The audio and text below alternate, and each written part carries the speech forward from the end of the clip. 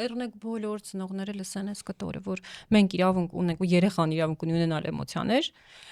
էմոցիաների վրա արգելք դնելը շատ սխալ է, բայց էմոցիաների արտահայտման ձևերի հետ պիտի աշխատենք։ Եվ ես ամենաշատը դա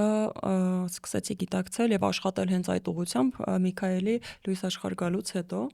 այսինքն ամբողջ իմ ակադեմիական գիտելիքները սկսեցի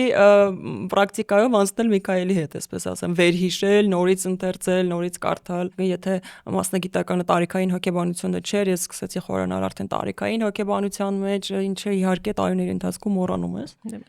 Եվ այսպես հասկանում ես ամեն էտապ իր էտապի մեջ ուսումնասիրելը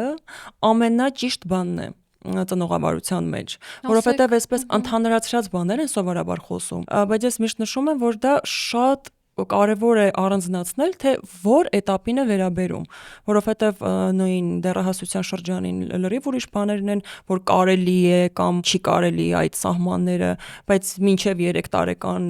դեռ երեխայի պարագայում դրանք ճիշտ չի այդ նույն մեթոդները կիրառելը։